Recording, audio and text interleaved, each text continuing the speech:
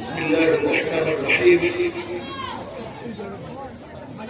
الحمد لله رب العالمين. سبحانك اللهم لا علم لنا إلا ما علمتنا إنك أنت العليم الحكيم.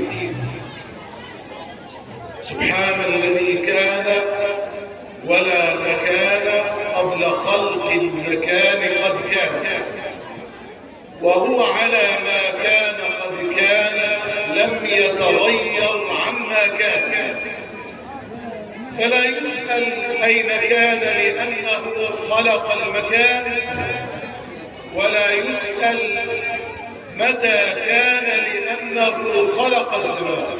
الله. اعبد الله كيف كنت وصلي، فهو نور يضيء كل محل. وحد الله في كل وقت تجده، ساعات الرضا والصفو في التجلي. علم النملة التي تزدريها كيف تأتي بقوتها وتخلي. علم النحل في بطون الخلايا كيف يجري ما بين ورد وفل. كل شيء يسير وفق نظام بيد الله محكم مستقيم. وأشهد أن لا إله إلا الله الواحد الأحد الفرد الصمد، لم يلد ولم يولد ولم يكن له كفوا أحد. وأشهد أن سيدنا ونبينا محمد رسول الله خير من أنزل عليه كتاب الله، وخاتم النبيين، وسيد المرسلين، وإمام العابدين، وسيد الزاهدين، وسيد الطائعين. فاللهم صل وسلم وبارك على سيدنا محمد عدد من صلى عليه، وصل على سيدنا محمد عدد من لم يصلي عليه، وصل على سيدنا محمد كما تحب أن يصلى عليه. وارض اللهم عن ساداتنا أبي بكر وعمر وعثمان وعلي، وعن الصحابة أجمعين، والتابعين وتابعيهم، ومن صار على نهجهم إلى يوم الدين. ثم أما بعد، حينما استمعنا أول ما استمعنا إلى الابنة الفاضلة وهي تقرأ برواية السوسي، وهي رواية سيدنا وتاج راسنا، والقلوب كلها تحن إليه وتدعو له بالمغفرة والرحمة. سيدنا الشيخ محمد عبد العزيز حصان عليه رحمة الله. هذه الابنة الفاضلة أجادت وتميزت، وأيضا بناتنا. اوعوا تفكروا ان البنات لما حفظوا ان دي بمجهودهم. كل واحد بيتمنى يحفظ القرآن، كل واحد يتمنى ان يحفظ كتاب الله عز وجل، ويحاول. وهذه المحاولات عبادة لله عز وجل. يحاول ويفشل، فهو في جهاد. يحاول وينجح، فهو مع الصفرة الغرب زي بناتنا دول. لما تمسك شاب من الشباب أو واحد ومسك المصحف، ونحن نعمل في مهنة التعليم. اقرأ يا ابني. أول ما يقرأ يخطئ. أعوذ ومخارج الحروف ذوق. مخارج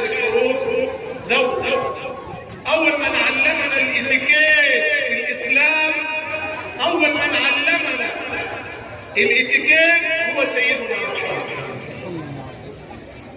هناك فارق بين أن أقول أعوذ وأعوذ، مخرج الحرف ومخارج الحروف هي أهم أبواب التجويد للوقف والابتداء. فبنتنا بسم الله ما شاء الله كل واحدة وهي تقرأ كأنها قمر تنزل على وجهها، كأنها قمر تنزل على وجهها نور من الله عز وجل. قائل يقول صوت المرأة عورة، وصوت المرأة عورة في الصلاة فقط، وفي الأغاني، وفي خضوع القول الذي نهانا الله عنه. في الصلاة إذا أخطأ الإمام وهي حافظة فهي لا تقول له إنك أخطأت أو ترد، ولا تصفق بباطن الأصابع ولا بباطن الكف، إنما بظهر الكف وبظهر الأصابع. في الصلاة صوتها عورة، ولكن أمة البنات وأمة النساء. وأنا عاوز أقول على حاجة، ندخل على البنات. لو كل واحدة من البنات دول أمن نساء البيت، الرجل راح يصلي في المسجد وصلاة التهجد أصلها في البيت، في البيت، في البيت، ده 3 مرات. الصحابة رضي الله عنهم وارضاهم، يقول عبد الله بن مسعود رضي الله عنه وارضاه: دخلت مع النبي صلى الله عليه وسلم فوجدته يصلي فدخلت معه في الصلاة، فلما أطال هممت بأمر سوء. يعني إيه أمر السوء؟ في الحديث بعد إذنكم هو بيقول سيدنا عبد الله بن مسعود يقول: فهممت بأمر سوء. لما النبي صلى الله عليه وسلم خول يقول فهممت بأمر سوء، يعني أنا ممكن أدخل المسجد والإمام بيطول نمشي. هذا هو المقصد. سيدنا عبد الله كان عاوز يمشي، لا يقول فهممت بأمر سوء أن أجلس ليلة الدعوة، ورسول الله قال: وإن سئلت عن عبادة النبي صلى الله عليه وسلم في الليل فهي كالجبال الرواسي. السيدة عائشة تقول: مرض النبي، صلوا عليه، مرض النبي صلى الله عليه وسلم، مرض أظن يمرض يصلي يقول هو الله أحد، قل أعوذ برب الفلق، السلام عليكم ورحمة الله.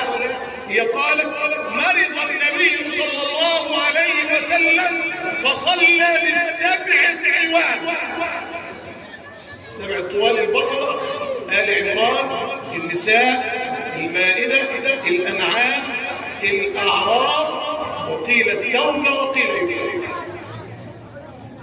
7 سور البقرة. تخيل النبي صلى الله عليه وسلم حيصلي البقرة. طيب أحد الصحابة، عشان بس يبقى فيه الاثنين مع بعض، أحد الصحابة يقول: صلى النبي صلى الله عليه وسلم الليل كله بآية واحدة. يبقى مرة ب7 سور ومرة بآية ظل يرددها، يفهم معناها.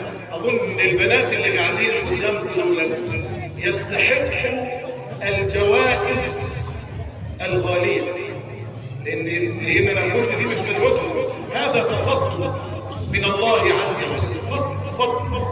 أهل القرآن لهم شفرات. انتوا عارفين في الكنترول بتاع المدارس بيعملوا أرقام سرية غير الأرقام اللي بيكتبوها الطلبة. جهاز المخابرات في أي دولة من الدول ليه شفرات. أهل القرآن لهم شفرات، لهم شفرات خاصة. سيدنا عمر رضي الله عنه وارضاه طالع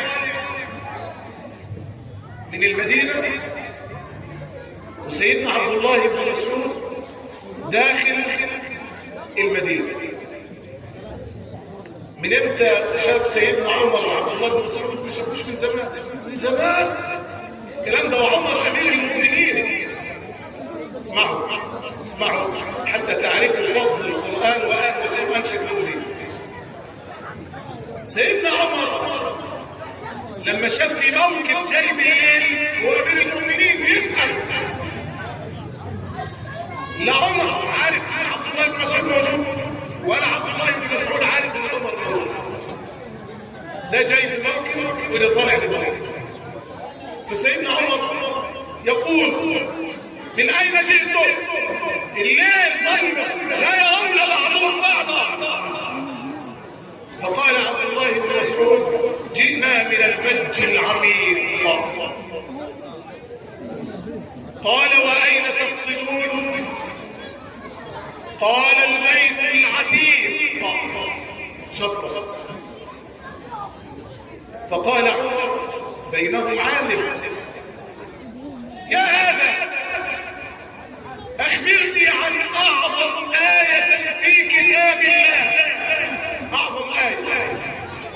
فقال عبد الله بن مسعود: الله لا إله إلا هو الحي القيوم. قال: فأخبرني عن أحكم آية. قال: إن الله يأمر بالعدل والإحسان. قال: فأخبرني عن أرجى آية. قال: قل يا عبادي الذين أسرفوا على أنفسهم لا تقنطوا من رحمة الله. قال: فأخبرني عن أخوف آية في كتاب الله. قال: ليس بأمانيكم ولا أماني أهل الكتاب. قال: أفيكم عبد الله بن مسعود؟ قال: نعم. قال: أنت عمر. شفرات. أهل القرآن يتأدبون. أهل القرآن بفضل من الله، مش بمجهود البنات دول، لأن احنا حاولنا نحفظ وننسى، وانت حاول، خلي بالك. طب حاول كده وانت تعرف ليه؟ لان انا عارف السادس لما نزل سيدنا جبريل على سيدنا محمد. اسمعوا يا بنات، لما نزل سيدنا جبريل على سيدنا محمد صلى الله عليه وسلم قال له: اقرأ.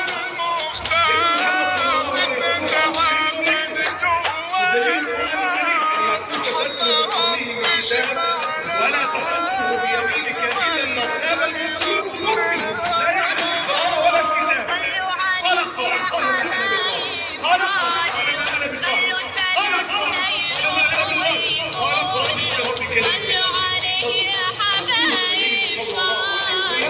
فكأن القرآن نقش على قلبي لا بدليل ان انا قلت في الحطيب ان الامام قالوا كان اطرش لا يسعى. ونافع اللي بيجروا البنات على الليل الوقتي احنا كلنا بنرجع اليه، يقول لك كده: لو جبت له سريره المطافي، قلت له سريره المطافي على كتافه ده ما يسمعش.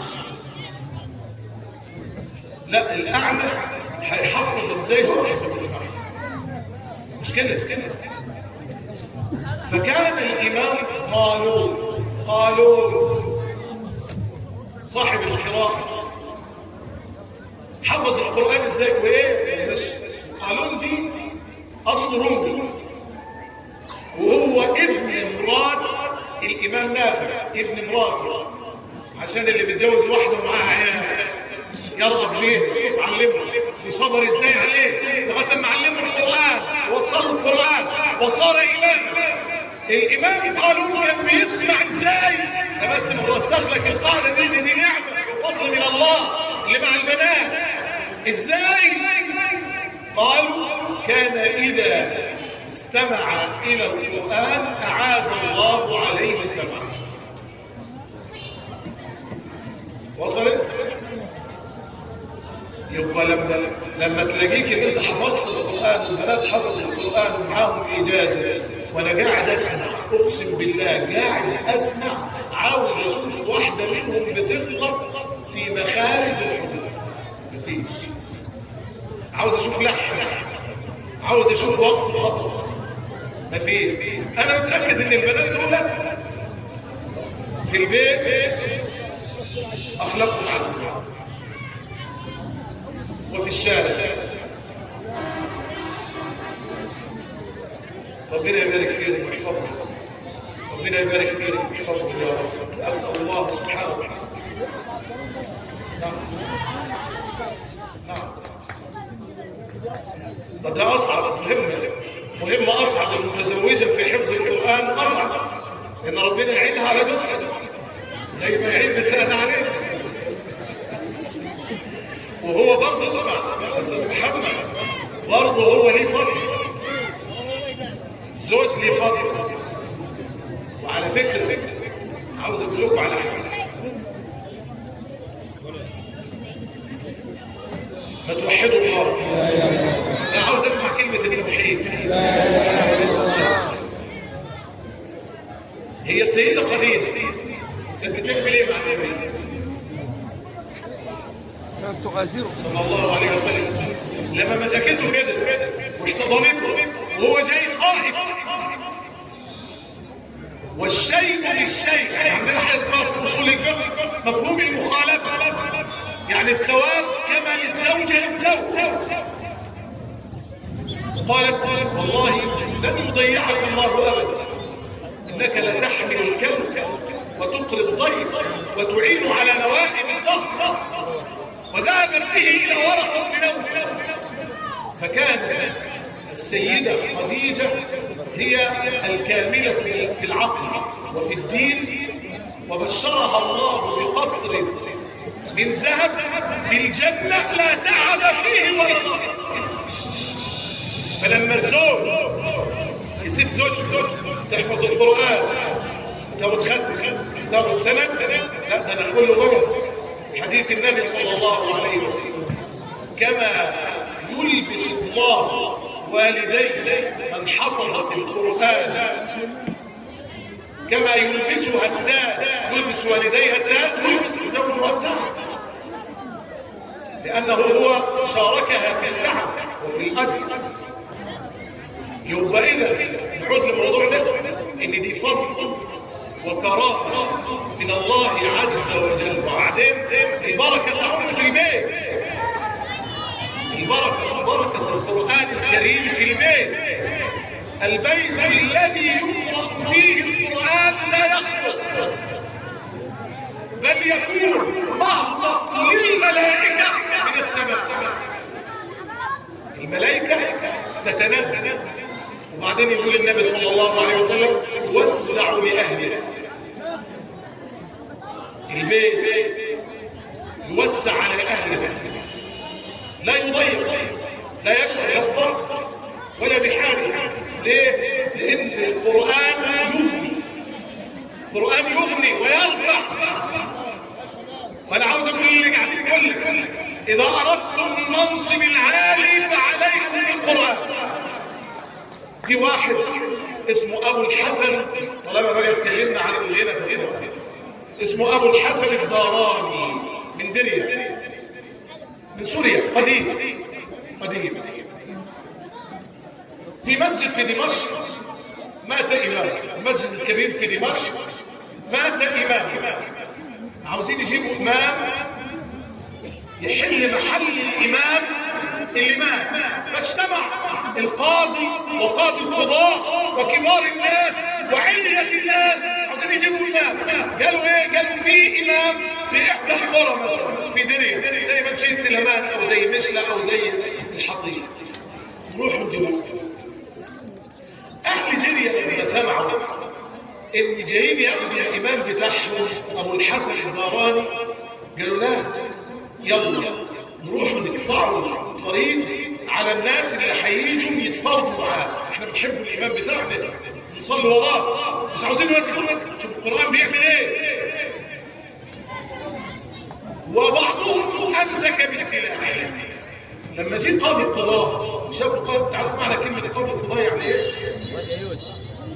عارف معناها ايه؟ عارف قاضي يعني ايه؟ لما تسمع كلمه قاضي يعني عنده اصول فقه وعربيه، راجل توافرت فيه شروط الاجتهاد كامله.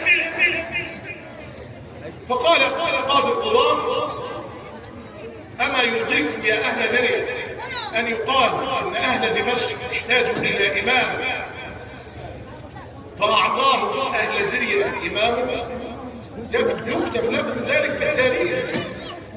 البنات دول والبنات بتوع العام الماضي واللي جنوه، يعني انا هنا في الدوار يمكن من سنين في بنات بيطلعوا بسم الله ما شاء الله، ثلاث شرف لنشيد سليمان. شرف، مش شرف لاهاليهم بس، لا، شرف لمنشية سليمان، شرف للقرى المجاورة، شرف. زي ما قال كده: اما يرضيكم ان التاريخ يقول ان احنا احتجنا لامام فجينا بكم يا اهل دريا.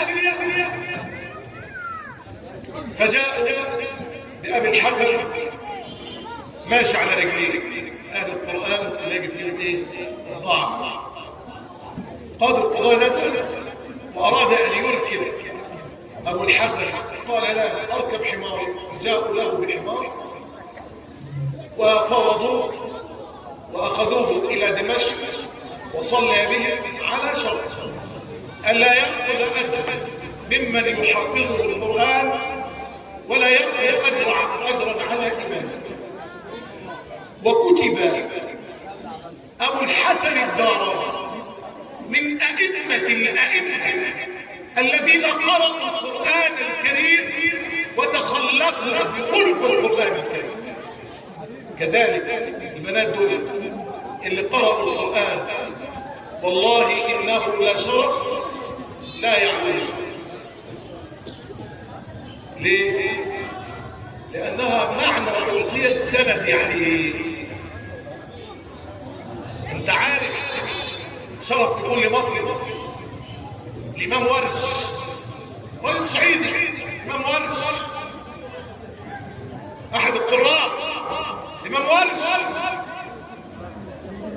من الصعيد، أراد أن يقرأ على الإمام نافع، مشى من الصعيد إلى أن وصل إلى مسجد رسول الله. طب هيمشي في مسافة قد ايه؟ ده أنا بركب الطيارة وانزل تعبان، أركب الباص اتوبيس تعبان، مسافة كفر الزيات ولا صايم تعبان. الله، احنا كلنا بنشتكوا، مش انتوا بتشتكوا من موقف العربيات؟ ها؟ بتشتكوا من دي؟ طيب احنا بنركب تعبانين، فما بالك بواحد ياخذ نفسه من الصعيد الى مسجد النبي عشان يقرا على الامام ده ويروح. فيقول حضرتك لقى المسجد مليان، قعد في اخر الحرم، قال: يا اخي جيت من الصعيد عشان نقرا على نافع، اما ليه نقرا؟ ده المسجد مليان، كل واحد واخد دور، كل واحد واخد دور. فاحتاج مين؟ الواسطه للامام. العلم ما فيش واسطه. مين؟ قالوا كبير الجعفريه، راح البيت، قال: انا لا. اخذوا راح بالبيت للامام نافع. هو العلم ليس بالواسطه، زي ما حصل للامام الشافعي لما راح للامام مالك رضي الله عنه وارضاه، جاي من غزه الى العراق ومن العراق الى مكه. العلم يتعب عليه، مش مجرد ان انا امسك الموبايل، لا، مش مجرد ان انا قرأت لي كتاب ولا اثنين، مش مجرد ان انا لا تاخذ العلم من صحفي ولا القران من مصحفي. في ناس حفظت وعنبا وقصبا. هي وعنبا وايه؟ وعنبا وايه؟ وقصبا. هو لانه حفظ من المصحف، شاف الضال صعب فصارت ايه؟ صارت قصبة في نص قصبة. فلما راح الإمام ورش قال له احتمل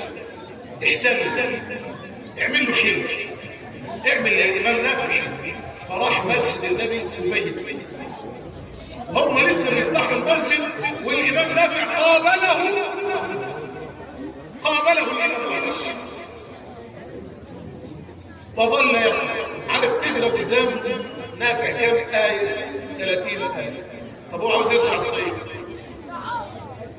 شرف لكل مسلم، اقسم لكم بالله العظيم شرف لكل مسلم. وللاسف احنا ما بنقولوش بقراءه ورش، تلاقيها مشهوره عند التوانسه وعند الجزائريين وعند الليبيين. شرف لكل مصري. يقول صاحب الروايه: فرفع صوته فامتلأ المسجد بصوت الامام ورش. دلوقتي شبابنا لما بيحفظ القرآن عاوز يقلد إمام الحرم. في أئمة بيصلوا في رمضان، تلاقي الناس رايحين عاوزين يصلي ورا الراجل صوته حلو. ليه؟ عشان بيتغنى بالمقام الموسيقي على حساب المد وعلى حساب الوصف، ويقف وقفا قبيحا أحيانا. الإمام ورش طرق حتى تركه نافع وتنازل له الناس من الطلاب حتى قرأ على نافع وأخذ منه سندا وإجازة وعاد. البنات دول فين؟ في منشية سليمان. بارك الله فيه وبارك الله في أهل منشأة سليمان. بلد أحب. البنات حفظوا في منشية سليمان. الشيخ محمد موجود في منشية سليمان. ورش لما حب يقرأ خد بعضه ومشى فين؟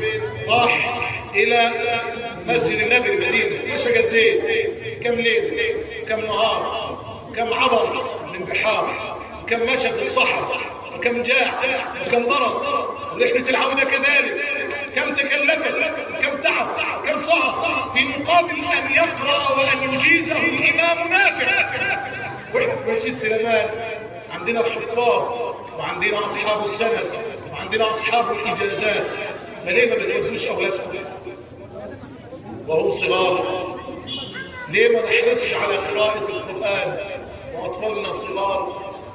أنا في النهاية بقول لكم بارك الله في أهل هذه القرية، وبارك الله في الشيخ محمد، وبارك الله في بلدنا. والله لو أستطيع أن أقبل رأس كل واحدة لفعلت. بارك الله في أهلكم وبارك الله في أوقاتكم، ونسألكم الدعاء. وبارك الله في القائمين على الحق. وأسأل الله سبحانه وتعالى الله يغفر له ويرحمه. طبعا الحاج سمير الله يغفر له ويرحمه ويجعله من أهل الجنة. أنا حدعي له: اللهم اغفر له وارحمه، اللهم اغفر له وارحمه، اللهم اغفر له وارحمه، اللهم اجعله من أهل الجنة من غير سابقة عذاب ولا حساب. اللهم اجعل قبره روضة من رياض الجنة، اللهم اجعل قبره روضة من رياض الجنة، اللهم اجعل قبره روضة من رياض الجنة. اللهم إنا نسألك أن تعامله بفضلك ولا تعامله بعدلك. وفي النهاية هذه قد تكون ليلة من ليالي العشر الأواخر التي فيها ليلة القدر. أسأل الله عز وجل لهذا البلد أن يجعله الله سبحانه وتعالى من أهل القرآن، وأن يبارك في من حضر، وأن يغفر لنا ولكم. صلى الله على سيدنا محمد وعلى آله وأصحابه.